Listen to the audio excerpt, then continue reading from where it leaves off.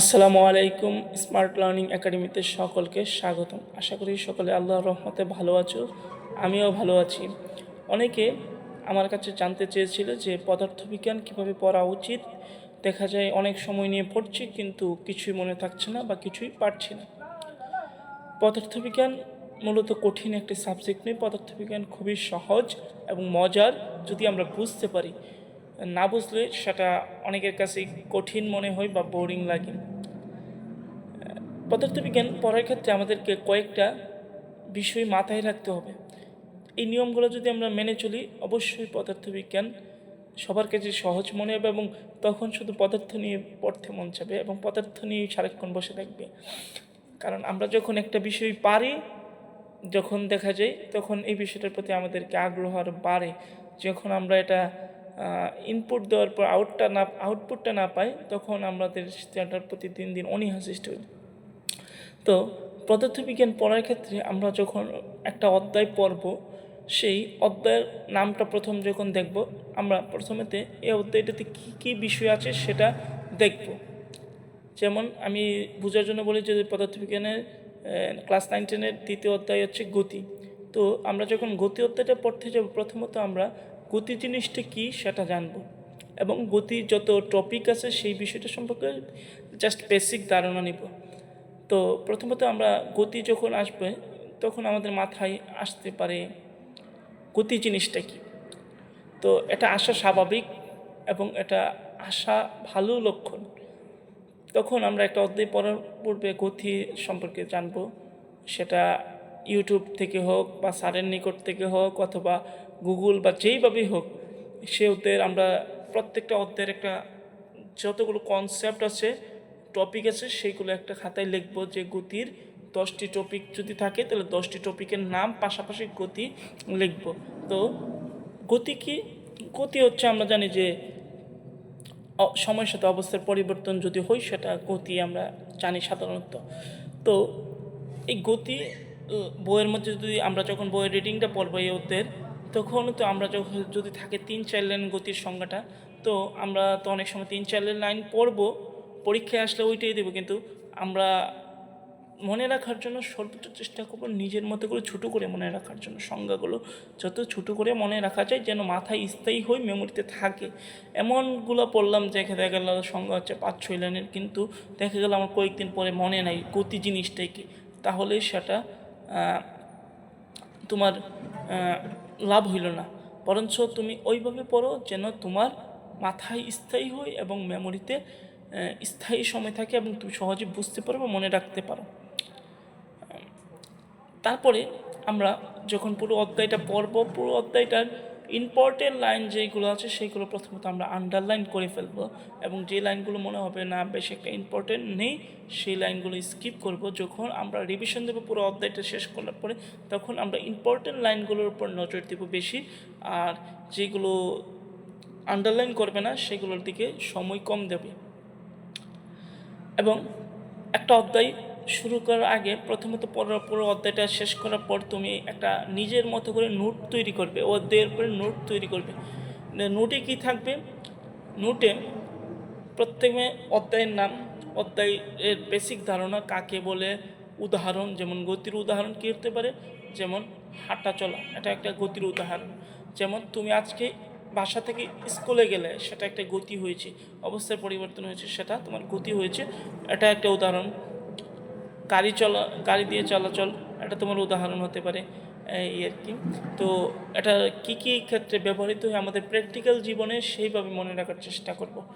আমাদেরকে মনে রাখার জন্য প্রথমত কী করতে হবে, আমাদের প্র্যাকটিক্যাল জীবনের সাথে মিলানো যায় কি না, কীভাবে বিষয়টাকে চেষ্টা করবো সেইভাবে মনে রাখার। তাহলে আমাদের মেমোরিতে বেশি দিন স্থায়ী থাকবে। যখন আমার জীবনের সাথে রিলেটিভ হবে তখন বিষয়টা সহজেই মনে থাকবে।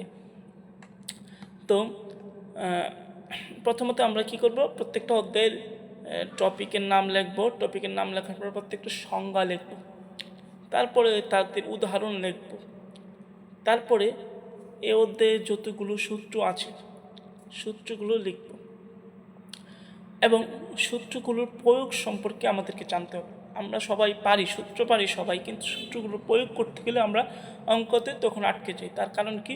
সূত্র ঠিকঠাক মতো না বোঝা। যেমন S equal to V into T. তো এস হচ্ছে সরণ, ভি হচ্ছে বেগ, টি হচ্ছে সময়। তখন আমরা এটা কোন ক্ষেত্রে ব্যবহৃত করতে পারি? সমবেগ ক্ষেত্রে। এখন যদি একটা গাড়ি সমত্বরণ নিয়ে চলে, মানে এ ত্বরণে চলে, তাহলে আমরা যদি এই সূত্র ব্যবহার করি তাহলে কি অঙ্ক হবে? মোটেও হবে না। আমাদেরকে এটা ব্যবহার করতে হবে সমবেগের ক্ষেত্রে।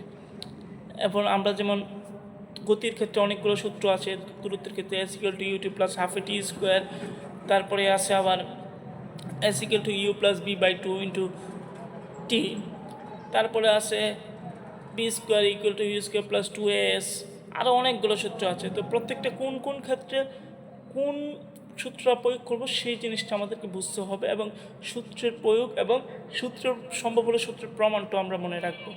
সূত্রটা কোথা থেকে এসে, তাহলে আমরা অঙ্ক করতে গেলে সহজেই ধরে ফেলতে পারবো। তো আমাদেরকে আরেকটা বিষয়গুলো বুঝতে হবে, যেমন S equal to u t plus half a t square, এগুলো আমরা কোন ক্ষেত্রে ব্যবহৃত? উদ্দীপকে যদি সরণ চাই, যদি আদিবেগ দেওয়া থাকে, সময় দেওয়া থাকে, ত্বরণ দেওয়া থাকে, তাহলে আমরা এই সূত্র ব্যবহার করতে পারি। যদি আদিবেগ শেষ বেগ দেওয়া থাকে, সময় দেওয়া থাকে, তাহলে আমরা ব্যবহার করি s equal to u plus v by two into t. এভাবে আমাদেরকে মনে রাখতে হবে যে কোন ক্ষেত্রে কোনটা ব্যবহার করবে এবং কোনটা কি মিনিং করে, আমরা সেইগুলো মনে রাখবো। এইগুলো সূত্রের বিষয়টা। তারপরে হচ্ছে আমরা এই পুরো অধ্যায়টা সংজ্ঞা, উদাহরণ এবং নিজের মতো মনে রাখার জন্য কিছু লাইন যদি লিখতে চাও বা ইম্পর্টেন্ট লাইন থাকে প্রত্যেকটা অধ্যায়ের, সেইগুলো আমরা মনে রাখবো। কিওয়ার্ড থাকে, সেই কিওয়ার্ডগুলো আমি খাতায় নোট করে রাখবো। সব কিছু মিলিয়ে একটা নোট তৈরি করবো অধ্যায়ের। এবং আমরা যখন একটা সূত্র শিখব, এটা টিচাররা করুক আর না করুক, নিজ উদ্যোগে করবা। একটা সূত্র শেখার পরে এই সূত্রটার যতগুলো রিলেটিভ অঙ্ক আছে, এই সূত্রটার উপরে যতগুলো বুট কোশ্চেন হোক, অনুশীলনী হোক, মডেল টেস্ট হোক, যত অঙ্ক থাকে সেই অঙ্কগুলো সলভ করবে। প্রতিটা সূত্র ক্ষেত্রে শেখার পরে সলভ করবা, তাহলে দেখবে তোমার সূত্রের প্রয়োগ তুমি খুব সহজেই পারতেছো, আর কখনই ভুল হবে না। প্রতিটা সূত্র পড়ার পরে অবশ্যই সেই সূত্র রিলেটেড যত অঙ্ক আছে সবগুলো সলভ করবা। একইভাবে যতগুলো সূত্র থাকবে একটা অধ্যায়ের, সবগুলো এইভাবে সলভ করবা। আর সেটা হোক, অনুশীলনীর অঙ্ক হোক, বুট কোশ্চেন হোক, মডেল টেস্ট হোক, বা যে কোনো জায়গা থেকে তুমি করতে পারো, বাট ওই সূত্রের উপরে অঙ্ক করবা। তারপরে এইভাবে করার পরে দেখবা তোমার অঙ্ক কোনো দিন ভুল হবে না, বা তুমি ধরতে ভুল করবে না কনসেপ্ট, যে এই সূত্রটা কোথায় ব্যবহৃত হবে, এটা ব্যবহৃত হবে না, এটা ব্যবহৃত হবে, এই ধরনের থাকবে না, আর কনফিউশন থাকবে না এই জিনিসগুলো যদি করো তুমি। তারপরে যখন তুমি এই অধ্যায়টা পুরোটা শেষ করবা, সূত্র সহ, কনসেপ্ট সহ, সংজ্ঞা সহ, বেসিক সহ, যখন পুরো অধ্যায়টা তুমি কমপ্লিট করে ফেলবে, তখন তোমার কাজ হচ্ছে ওই অধ্যায়ের যত অঙ্ক আছে, অনুশীলনী হোক, বুট কোশ্চেন হোক, স্কুল কোশ্চেন হোক, মডেল যাই হোক, সবগুলো অঙ্ক সলভ করা। প্রথমবার যখন পড়বা সবগুলো অঙ্ক সলভ করবা, কয়েকদিন সময় নিয়ে হলেও সবগুলো অঙ্ক সলভ করবা। স্যার করুক বা না করুক, তুমি সময় বের করে হলেও প্রতিটা অঙ্ক সলভ করবা। প্রত্যেকটা অধ্যায় এইভাবে যাবা, যেই কোনো অধ্যায় হোক পদার্থবিজ্ঞানের। যখন তুমি এটা করে যাবা দ্বিতীয় অধ্যায়ে, তারপরে দেখবা তুমি যখন পরবর্তী সময় ধরবা এই অধ্যায়টা, তোমার কাছে মনে হবে সব কিছু সহজ মনে হবে, কারণ তুমি কি করে আসছো? প্র্যাকটিস করে আসছো। আমাদের সমস্যা কি, আমরা পারি, সূত্র পারি, কিন্তু প্র্যাকটিস করি না। আমরা প্র্যাকটিস না করার কারণে পরীক্ষার হলে সহজ জিনিস ভুল করে আসি, পারা জিনিস ভুল করে আসি, কারণ ওই সময় মাথায় থাকে না, কারণ আমার অনেক প্র্যাকটিসের অভাব।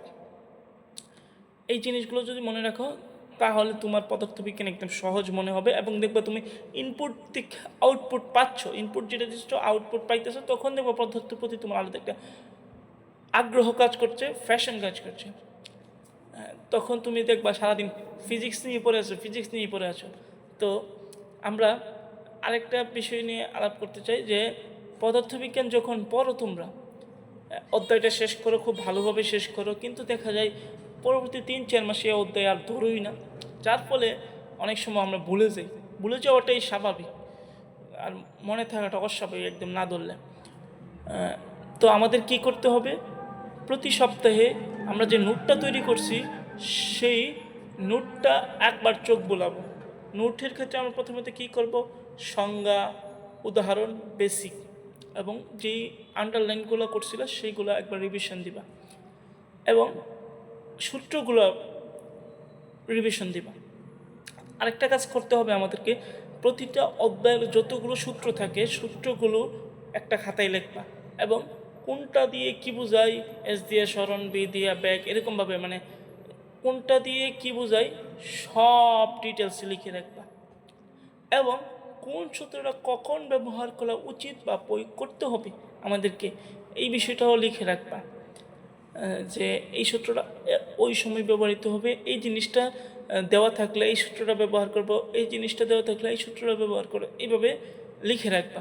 লিখে প্রত্যেক দিন একটা নোট খাতা বানাইবা, এটার জন্য আলাদা, সূত্রের জন্য আলাদা, অথবা তুমি এটা একটা পেজেও লিখতে পারো, লিখে তোমার বোর্ডের সামনে, টেবিলের সামনে টাঙিয়ে রাখবা। প্রত্যেক দিন যখন এই অধ্যায়টা করতে যাবা, এই অধ্যায়টার প্রত্যেক দিন এই জিনিসটাকে একবার করে দেখে নিবা।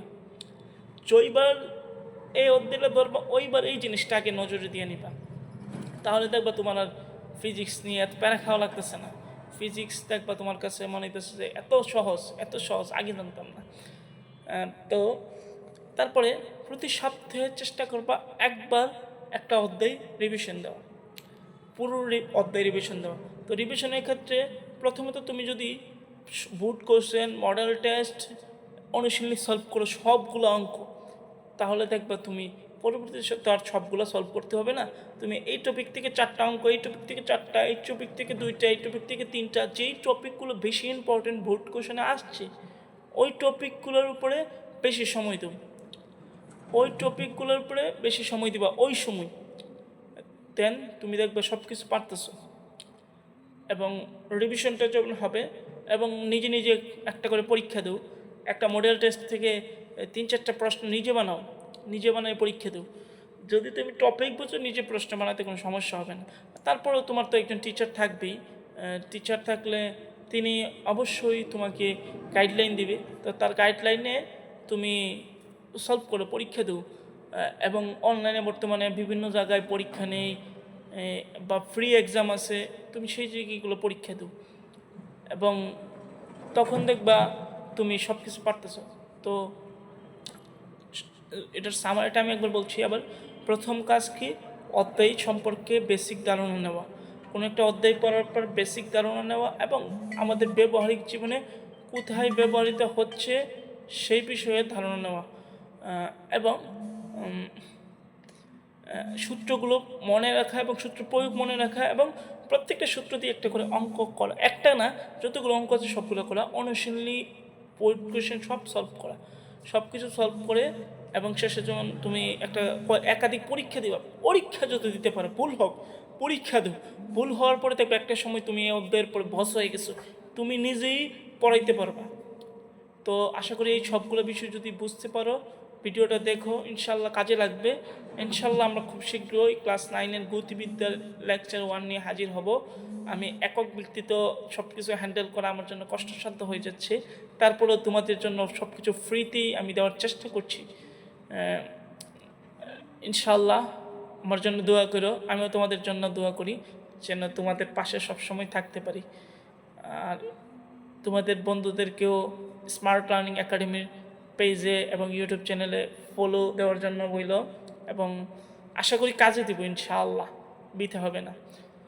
তো সকলে ভালো থাকো। আসসালামু আলাইকুম ওয়া রাহমাতুল্লাহি ওয়া বারাকাতুহু।